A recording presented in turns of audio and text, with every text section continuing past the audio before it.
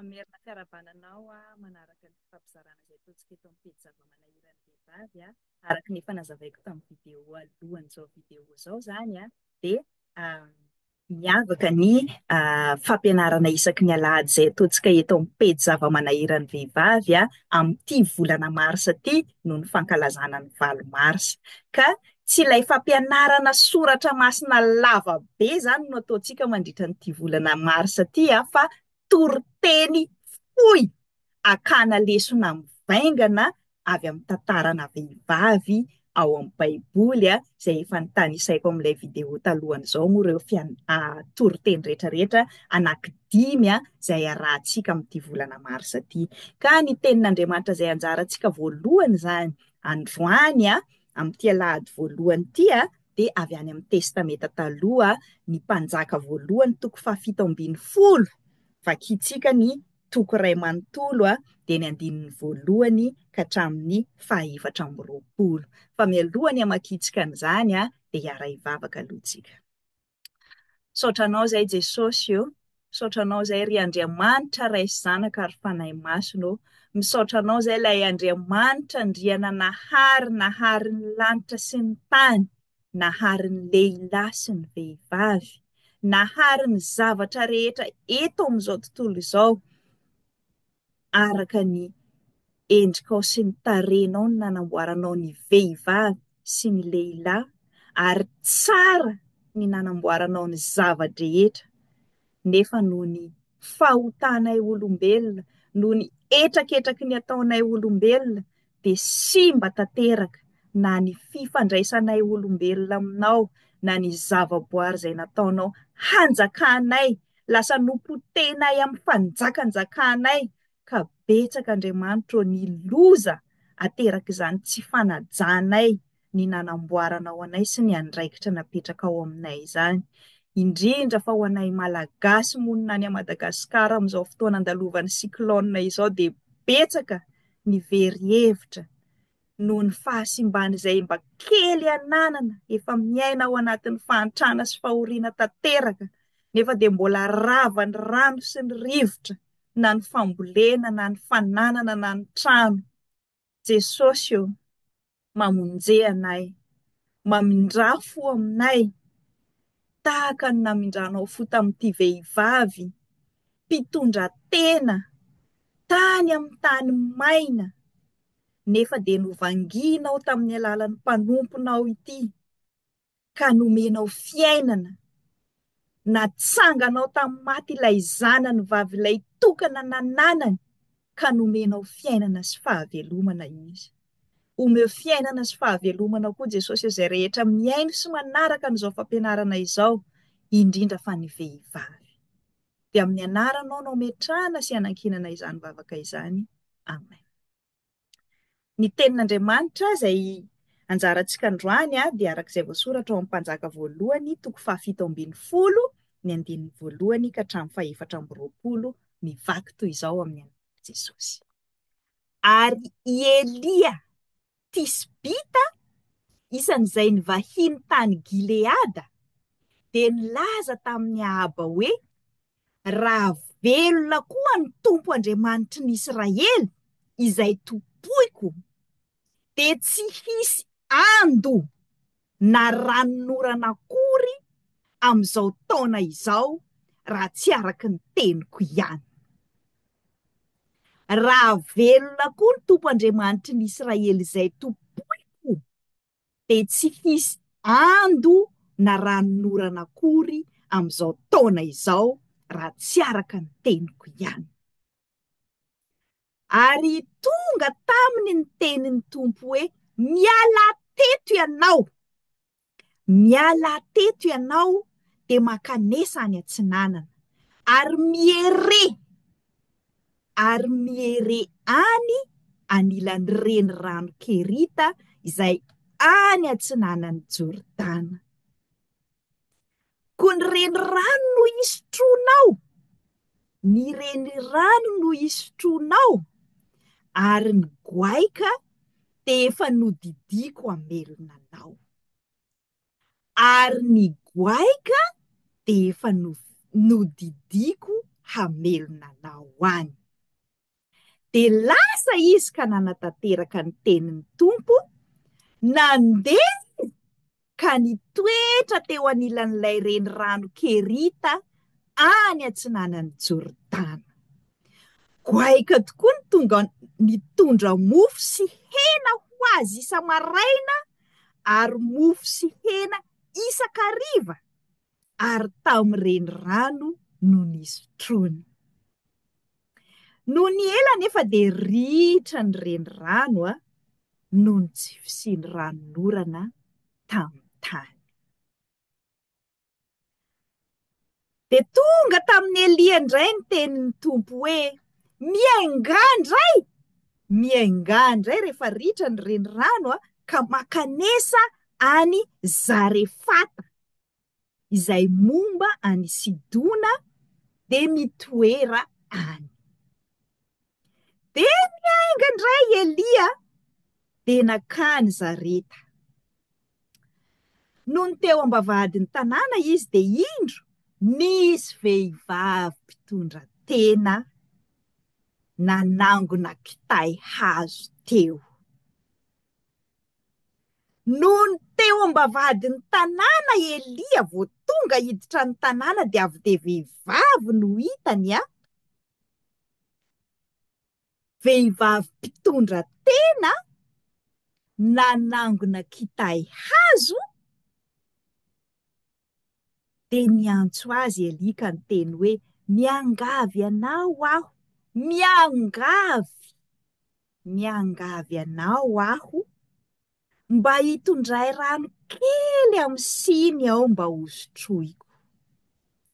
Miangavy anao aho raha vehivavy, hoy Elia mpaminany mpanompon'Andriamanitra, mba hitondray rano kely amin'ny siny aho mba hosotroiko. No ny lasa haka izany raha vehivavy de niantso azy indray Elia hoe: miangavy anao aho, mba hitondra mofo kely eny an-tananao koa aho. Hoy anefa raha vehivavy: raha velona koa ny Tompo Andriamanitra aho, tsy manana mofo na de iray akory aza aho, fa koba kely eran'ny tanana nila, ao amin'ny siny kely sy diloilo kely foana ao amin'ny tavoara, ary maka tapa-kitay 2 aza aho, ary hiditra hanamboatra an'ireo ho aninay mianaka de ho faty izahay.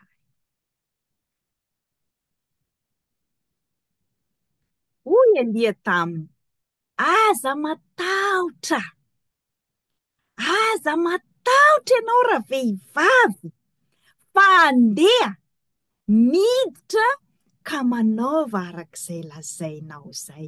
Manaova arak'izay lazainao zay, nefa anaovy mofo kely ihany aho aloha. Anaovy mofo kely ihany aho aloha. De eto aty amiko fa avy eo vao manao hoaninao sy ny zanakao indray. Fa izao ny lazain'ny Tompo Andriamanitry ny Israely: tsy ho lany ny koba ao amin'ny siny kely, ary tsy ho ritra ny diloilo ao amin'ny tavoara mandra-pahatonga ny andro andatsahan'ny tompo ranon'orana amin'ny tany. Tsy ho lany ny koba ao amin'ny siny,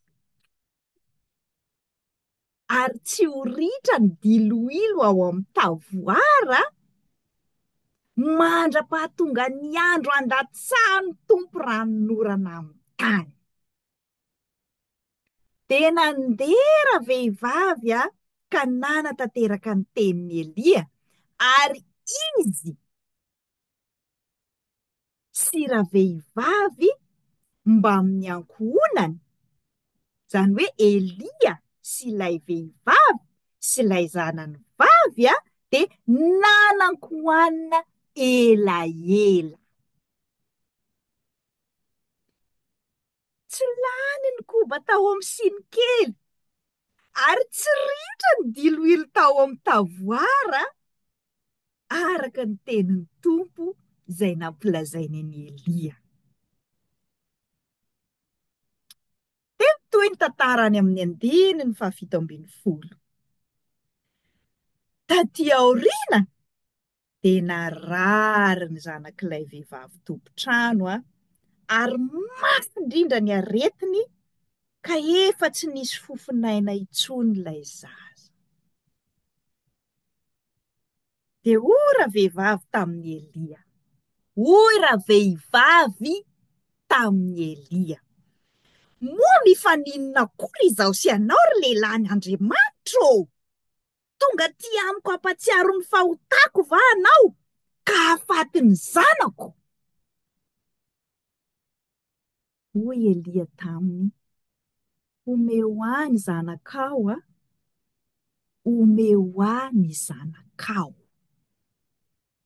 Dia naka ny zaza teo an-tratrandreniny izy ka nitondra azy niakatra ho any amin'ny efitrano ambony. Nitondra azy niakatra ho any amin'ny efitrano ambony ary nampandry azy teo am-pandriany. Dia nitaraina tamin'ny tompo Elia hoe, ry tompo Andriamanitra, moa tonga loza tamin'ny mpitondra tena izay ivahiny anako va ianao ka hafaty ny zanany? Dia niapatra hitelo tamin'ny zaza izy sady nitaraina tamin'ny tompo hoe, Andriamanitra, mifona aminao aho, aoka hody aminy indray ny ainy ity zaza ity. Ary ny tompo ny aino ny feon'ny Elia ka nody taminy indray ny ain'ilay zaza ary velona izy. Dia nandray ny zaza Elia ka nitondra azy nidina avy tao amin'ny efitrano ambony ho ao anaty trano ary natolony ny reniny sady hoy izy, jereo, velona ny zanakao. Hoy Elia tamin'ilay vehivavy mpitondra tena, jereo, velona ny zanakao. Ary hoy ravehivavy tamin'ny Elia, ankehitriny dia fantatro fa lehilahin'Andriamanitra tokoa ianao, ary marina ny tenin'ny tompo aloky ny vavanao. Ry Ray Masina, manamasina anay amin'ny fahamarinana fa ny teninao no fahamarinana. Amen. Araka ny matory-teny sady fankalazana ny valo-marisa fampaherezana antsika vehivavy sy ny mpanompon'Andriamanitra rehetra manaraka an'izao fampianarana izao, ny fizarana izay ataontsika androany, dia afatra roa lehibe indrindra nefa tsotra no raisintsika amin'ny alalan'izany tantara ao amin'ny tenin'Andriamanitra izany. Ny voalohany dia mahakasika indrindra ny zavatra iainantsika amin'izao fotoana izao manoloana ny rivo-doza, ny tondra-drano sy ireo vokatry ny loza voajanahary, hozy ny tenintsika malagasy samihafa, izay mahavery hevitra ny maro hatramin'ny mpanompon'Andriamanitra ary hatramin'izay mino aza dia tena very hevitra hoe fa ahoana loatra Andriamanitra. Ary ny lesona faharoa dia ny fahavelomana izay omen'Andriamanitra na dia ao anatin'izany zavatsarotra mbola mihasarotra izay iainantsika mino izany. Dia ho jerentsika avy hatrany ilay hoe momba ny fahasimban'ny tontolo iainana sy ny loza izay miatra tsy any a Madagasikara ihany fa amin'ny firenena maro samihafa. Zaho manokana moa zany amin'ny mahasokoty anahy zany hatramin'ny mbola kely dia efa nampianarina hoe ny zava-boarin'Andriamanitra, ny biby sy ny zava-maniry araka ny lalàna ny tilo hoe antra biby sy tia zava-maniry ny skoty ny tily dia tena zava-boarin'Andriamanitra sarobidy eo anatrehan'Andriamanitra tahaka antsika olombelona koa. Samy noharian'Andriamanitra isika, samy tsara ny naharian'Andriamanitra antsika, ary isika olombelona no nataon'Andriamanitra hikarakara.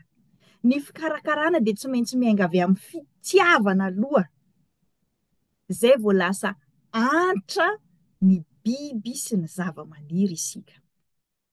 Amin'izao fotoana izao nefa dia simba, efa simba hatrany amin'ny Sahedena noho ny fahotantsika olombelona ny zava-boary rehetrarehetra. Lasa naniry tsilo ny tany, lasa niatsembohan'ny tava no hinanana hanina. Ary amin'ity tantara amin'ny testameta taloha ity, izay tamin'ny andro niainan'i Elia mpaminany, ny konteksta eto zany dia efa nizara roa ny fanjakan'i Israely. Ny fampianarantsika farany momba ny zanaky Jakoba 12 lahy izay niteraka ny foko 12 ny Israely dia nanomboka eo no teraka ilay fanjakan'i Israely nisy foko 12. Fa rehefa nandeha ny tantara, nitondra tao, ny mpitsara, dia nangataka mpanjaka ny zanak'Israely dia nanana mpanjaka 3: Saoly, Davida, Solomona. Fa rehefa niala tamin'Andriamanitra ireo mpanjaka ireo, enina i Solomona mpanjaka, ilay mpanjaka nalaza hendrindrindra aza, dia niala tamin'Andriamanitra ihany tamin'ny farany andro ny ainany, dia navelan'Andriamanitra ho rava ilay fanjakan'Israely. Tahaka ny Sahedena ihany koa rehefa niala tamin'ny tenin'Andriamanitra i Adama sy Eva, dia rava koa izao tontolo izao. Dia izay nahatonga antsika malagasy mampiasa an'ilay voambolana hoe loza voajanahary, misy siklôna miforona, lasa be loatra ny orana milatsaka. Amin'ity tenin'Andriamanitra ity lasa maina ny tany, tsy nisy ranon'orana mihitsiny. Ary Elia aza dia tena araka ny mpanjaka voalohany, toko 7 ny andininy voalohany sy ny andininy voalohany zany dia tena Andriamanitra mihitsy Elia mpanompon'Andriamanitra mihitsy no miteny hoe tsisy ando na ranon'orana amin'ity taona ity raha tsy araka ny teniko, izay tsy teniko amin'ny maha olombelona fa tenin'Andriamanitra, zany hoe manana fahefana Andriamanitra hanamaina ny tany, manana fahefana Andriamanitra handatsaka ranon'orana, ary manana fahefana koa Andriamanitra handefa ranon'orana be dia be, sy handefa siklôna, io ilay atsotsika hoe loza voajanahary. Fa izao tsy Andriamanitra irery ihany ny tompona andraikitra nampisy ny atao hoe loza voajanahary, fa vokatry ny fahotantsika olombelona dia nikorotana ny zavatra rehetra, ary noho ny fahotana foana koa dia au lieu de ho mpanjaka mpikarakara antra biby sy tia zava-maniry antsika olombelona, dia lasa mpanjaka zaka, mpanimba tontolo iainana.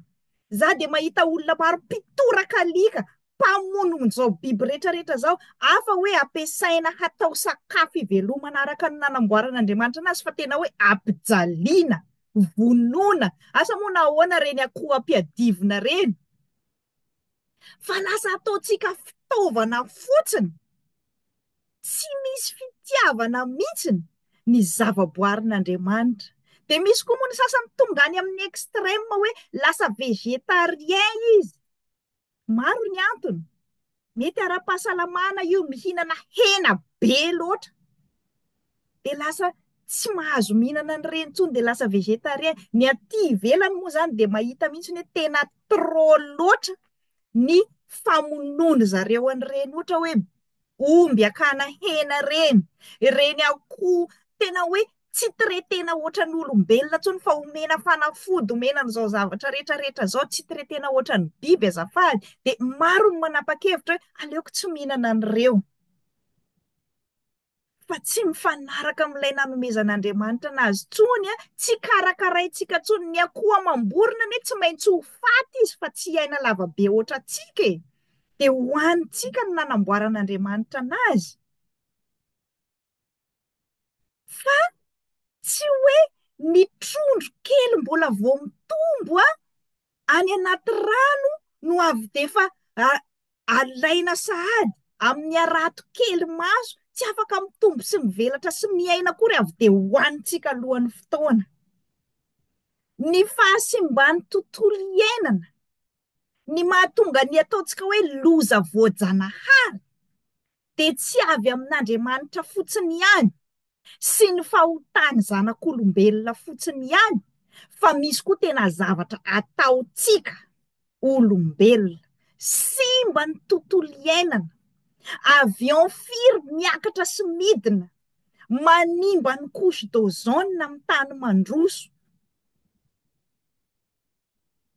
exploitena efa miahanimba ny tany ny petrôla sy ny zavatra rehetrarehetra any ambanin'ny tany zay tokony hampiasaina hifampizarantsika olombelona rehetra mitovy fa anjakazaka'olombitsy anjakazakany zay firenena milaza fa tompony eny fa nantsika Madagasikara zay atao hoe manana sorsa minerala sy manana sorsana gazy ara de mbola ny hafa no tompo-pahefana tsy atsika zay nomen'Andriamanitra mipetraka eo amboniny eo fa misy lalàna maniry mifehy hoe olombitsy ihany no mahazo mampiasa an'io ary io olombitsy io mitrandraka mihoatra ny tokony ho izy ka simba tanteraka ny tontolo iainantsika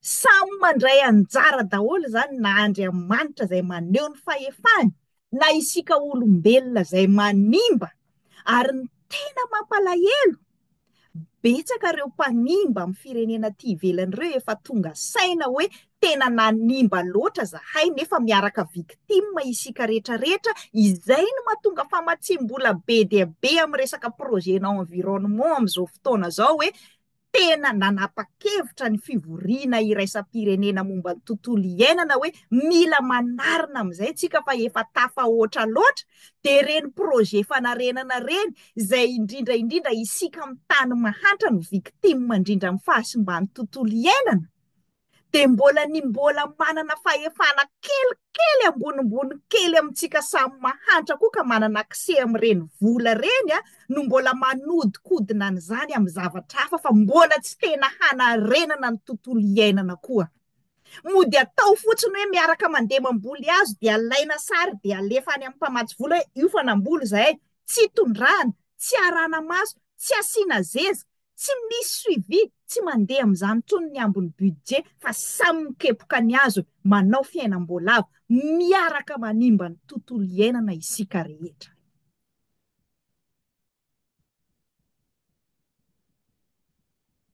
de very hevitra atsika hoe Andriamanitra fa inona loatra reto loza be dia be ara-boajanahary sy vokatry ny adalanay mitranga amin'ny fiainanay satria isika mahatra no victime indrindra amin'ny vokatry ny fahasimban'ny tontolo iainana tahaka n'ity vehivavy mpitondra tena ity zay mananjanaka vavy victime indrindra izy teo amin'ny fiarahamonina rehefa maina ny tany ny mpanompon'Andriamanitra tahaka ny Alia de nahazo ny tenin'Andriamanitra ny ran'Andriamanitra hoe miala teo mandehana makany amin'ny moron-drano fa handefasako vorona ianao hanome hanina sy mofo anao ary ny loharano no hosotroinao izay miaraka amin'Andriamanitra de omeny ny teniny asainy miala ary alefany makany amin'ny toerana izay afaka iainana ihany nefa araka ny tenin'Andriamanitra de mbola ritatra amin'ireny rano izay amonjen'Andriamanitra atsika aza no ny etraketraky ny fahasimban'ny tontolo iainana zay ataotsika olombelona ankehitriny ny akamaroany Ny mpanimba efa manimba, ny projet anarenana mbola misy manararoatra mampiasa amin'ny zavatra hafa, tsy makany amin'ny fanarenana akory.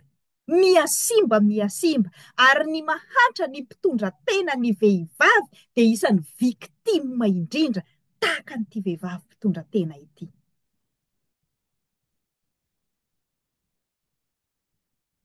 Tahaka ny tsy nahasitrak'Andriamanitra naravany fanjakan'i Israely mizara roa tamin'ity fotoana ity, izay moa ny boky ny mpanjaka voalohany. Mitantara an'ireo fizarazarana samihafa, lasa nisy firenena avaratra antsoina hoe Israely, nisy firenena atsimo antsoina hoe Joda, samy nisy mpanjaka sy mpaminany sy loza samihafa niseho, ka iray amin'izay ilay tantaraina eto. Iray tany amin'ireo firenena efa tafasaraka ireo no nisy an'i Elia sy ity vehivavy mpitondra tena nananjanaka vavy, izay victime indrindra noho ny tsy fisian'ny filatsahany orana tamin'ity fotoana ity. Ka rehefa ritra ilay renirano izay nisotrony Elia mpanompon'Andriamanitra, dia tany amin'ity vehivavy mpitondra tena tsy manana intsony afa-tsy koba kely sy menaka kely ary maka kitay roa ity no nasain'Andriamanitra nandeha indray i Elia mpaminany. Betsaka ny mpanompon'Andriamanitra mpanararoatra, ny ondrin'Andriamanitra no mampiasa n'ity teny ity koa mbola hanararotana, tahaka ny ataon'ireo mpanararoatra ny projet momba ny environnement samihafa ireo, hoe Andriamanitra naniraka nanandeha aty aminao aty, omeo anahy iny kely atananao iny aloha, satria izay no nataony Elia mpaminany tamin'ity vehivavy mpitondra tena efa tsy manana na inona ty, hoe omeo aloha za, zay vao manao mofo any zanakao soanao ianao. Tsy izay mihitsy, tsy fanerena mihitsy ny zavatra miseho amin'ity tenin'Andriamanitra ty, fa araky ny mpanjaka voalohany toko 7:10 ny andininy fa niangavy Elia, toko 7:10 ny andininy 10. Noho tonga teo ambavahadin'ny tanàna Elia, dia nisy vehivavy mpitondra tena nanangona kitay hazo teo, niantso azy aloha Elia, dia niteny hoe miangavy anao aho, tsy manery anao aho, fa miangavy anao aho mba hitondray rano kely, tsy hoe omeo anakady jiaby zay rano aminao any, fa hitondray rano kely amin'ny siny mba hosotroiko, fa tsy hoe efa tsy misy ny rano dia hitondra rano kely za isehako. Betsaka ny mpitondra fivavahana manao manipulation n'olona efa matra, hoe alefaso aty daholo zay sisany anatin'ny poketranao any, ividianako tomobile, nefa ianao tsy misy hoanina. Dia mbola miangavy indray amin'ny andininy 1:10, miangavy anao aho mba hitondray mofo kely, fa tsy hoe anamboary mofo maro be mihoatra ny lany, satria za mpaminanin'Andriamanitra. Miangavy zavatra kely satria reraka avy any an-dalana Elia mpaminany, fa tsy nanery an'ity vehivavy ity hanomeany izay rehetra ananana. Dia ora vehivavy, afaka namaly ra vehivavy fa tsy hoe vehivavy dia eny tompoko iny ho eto any daholy. Hoy ra vehivavy amin'ny andininy 12, raha velona koa ny tompo Andriamanitra ao, tsy manana mofona dia iray akory tena miteny izy, tsy mananao, fa tsy hoe namorona ny tsy misy izy, tsy mananao, efa farany ananako koba kely sy menaka kely sisany antranoko any, ary ty kitay kely alaiko ty andeha anamboarako anio hoaninay mianaka, fa ho faty zay, ty ny farany tsisy tsony, efa vonona ho faty zay, nefa tsy namoy fo ty vehivavy ty, tsy hoe efa ho faty zay dia ambelaovy dia fa hiaraka mony tena ty an-trano ato zay mianaka, fa mbola nitsangana izy, nandeha nitady kitay izy, mbola andeha handro izy, fa tsy ny ravoravo tanana.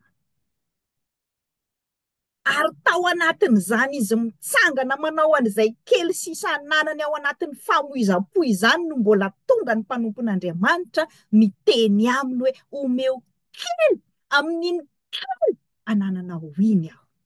Tany nanorahan'Andriamanitra nandehanan'i Elia.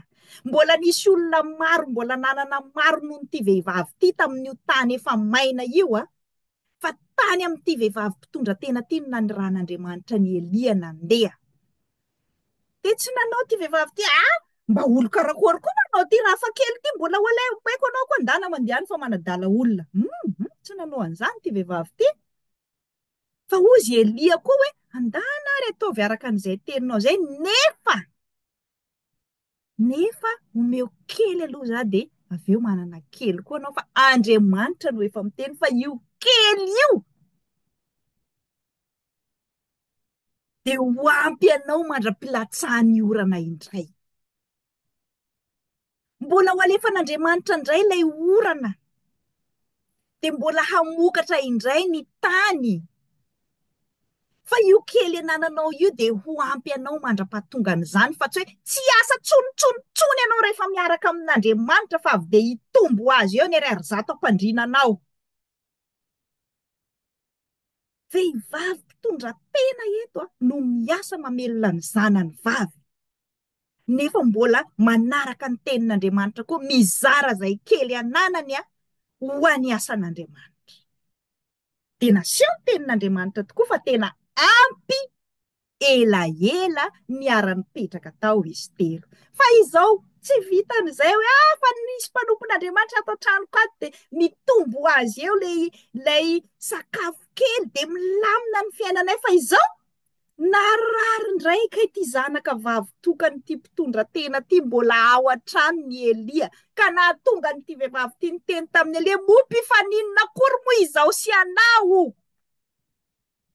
Nijeren'Andriamanitra ny lafim-piainana izay hoaniny sy hosotroiny efa nomena, fa ampy rehefa narary le zanany dia za reny mahatsapa tsara an'izany, vitako ny manatanjatsaina miatsika zavatra maro amin'ity fiainana ity, fa rehefa io zanako io no marary, tena kaosy mirediredy ohatran'ity vehivavy ty hoe Andriamanitra tonga nasazy anakavy ianao fa ahoana, tena very hevitra zany vehivavy miatrika aretina zanaka, surtout vavy tokana tahaka ny an'ity mpitondra tena ty, ka indraindray dia miteniteny foana amin'ny mpanompon'Andriamanitra hoe tena handeha hamono anay mianaka kay dianao aty, maty zao le zanako.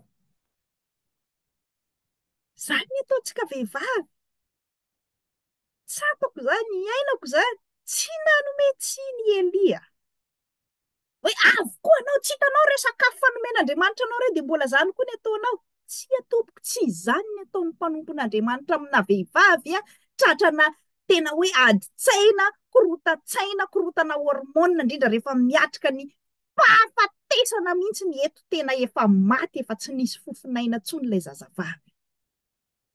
Fa nitondra n'ilay zaza efa maty Elia,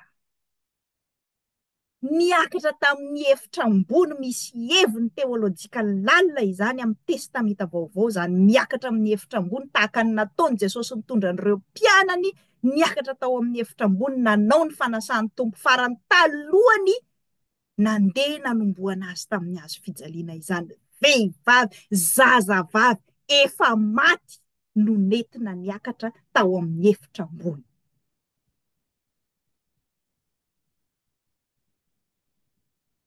Dia inona no nataony rehefa tonga tao? Tsy tohiny fanao ny mpitondra fivavahana maro, ifanenjehana amin'izao fotoana izao, lasa mpanararoatra zazavavy sy vehivavy amin'ny mpanararaotana ara-nofo rehefa midy amin'ny efitra anankiray miaraka amin'ny mpitondra fivavahana. Tsy izay no nataony Elia tao tompoko. Netiny niakatra tamin'ny efitra manokana tany ilay zazavavy efa maty, tsy mahatsiaro tena fa tsy nararoatiny ara-nofo, fa nivavaka izy, nifona tamin'Andriamanitra ho an'ity zazavavy efa maty, tsy afaka mivavaka intsony. Ny reniny tsy nahatsiaro ny vavaka fa nanome tsiny, efa tsy afaka tsony, nifony, efa feno matahotra, maty ny zanany. Dia ny mpanompon'Andriamanitra lehilahy no nitsangana ny fona ho an'ny reto vehivavy roa reto nivavaka tamin'Andriamanitra hoe Andriamanitra o mifona aminao aho, aoka hody aminy indray ny ain'ity zaza ity, aoka hody aminy indray ny mpanompon'Andriamanitra dia mamelona indray ny vehivavy efa maty.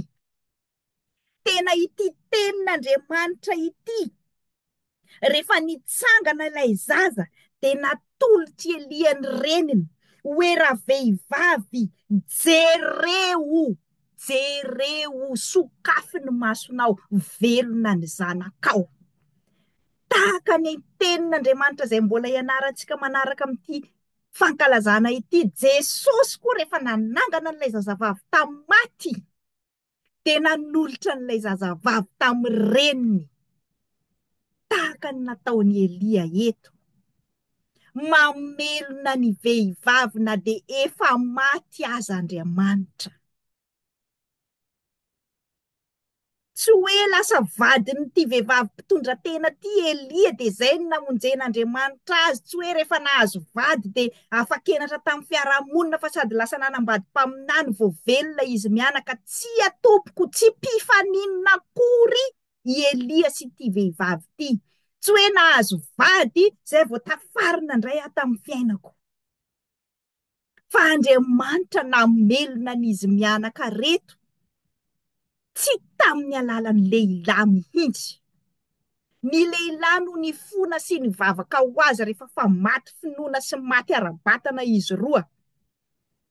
Fa tsy izany no famonjena omen'Andriamanitra ny vehivavy. Hoe dia tena tsy manana anjara mihitsy re zany dia Andriamanitra dia tsy omenao vady mihitsy ve za ty e.